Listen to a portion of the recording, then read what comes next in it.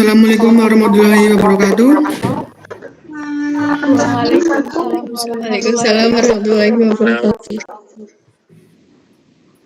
Salam sejahtera untuk kita semua. Yang saya hormati Ibu Indri selaku dosen pengampu mata kuliah komunikasi dan keperawatan dan teman-teman yang melihat video ini. Perkenalkan nama kelompok saya sendiri Ilan Andisa Songko.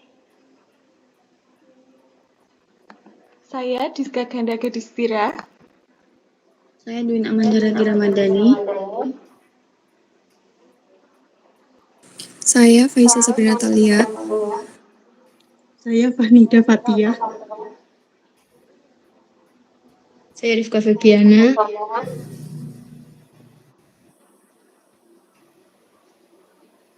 Saya Rizky Rahmadiani. Saya Rizky Darahayu. Kami akan mempresentasikan hasil diskusi kami yang bertema komunikasi dalam keperawatan.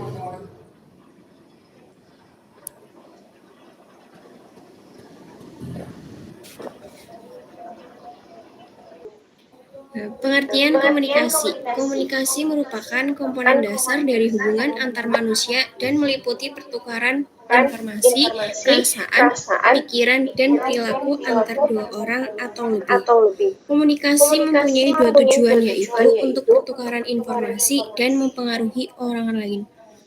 Interaksi perawat dan pasien akan menghasilkan informasi untuk perawat tentang keadaan pasien, dan pada waktu yang bersamaan perawat dapat memberikan informasi tentang cara-cara menyelesaikan masalah dengan strategi tertentu sehingga pasien terpengaruh dan mau melakukan untuk penyelesaian masalah pasien. Jika pasien menerima dan melakukan informasi yang diberikan oleh perawat, maka perilaku pasien berubah ke arah adaptif yang merupakan hasil utama tindakan keperawatan. Konsep komunikasi, tindakan satu arah. Komunikasi satu arah adalah komunikasi yang dilakukan untuk menyampaikan pesan atau informasi tanpa memerlukan umpan balik atau feedback. Jadi, tidak ada diskusi di antara komunikator dan komunikan dalam komunikasi satu arah. Hanya komunikator yang berperan aktif dalam menyampaikan pesan, sementara komunikan menyimak isi pesannya. Komunikasi satu arah menghilangkan kesempatan bagi komunikan untuk memperoleh penjelasan serta konfirmasi, sebab bentuk komunikasi itu hanya menekankan pada penyampaian pesan saja. Oleh karena berlangsungnya satu arah, komunikasi hanya bisa menafsirkan atau menebak makna pesan yang diterimanya, sehingga distorsi pesan atau desas-desus yang mungkin terjadi dalam bentuk komunikasi ini. Sebagai interaksi, komunikasi sebagai interaksi, pandangan ini menyetarakan komunikasi dengan suatu proses sebab, akibat, atau aksi-reaksi yang arahnya bergantian. Seorang menyampaikan pesan baik verbal atau non-verbal, seorang penerima bereaksi dengan memberi jawaban verbal atau non-verbal. Kemudian orang pertama bereaksi lagi setelah menerima respon atau umpan balik dari kedua orang kedua, dan begitu seterusnya. Contoh definisi komunikasi. Dalam konsep ini, komunikasi adalah bentuk interaksi manusia yang saling mempengaruhi satu sama lain, sengaja atau tidak sengaja, dan tidak terbatas pada bentuk komunikasi verbal, tapi juga dalam bentuk ekspresi muka, lukisan, seni, dan teknologi. Komunikasi sebagai transaksi.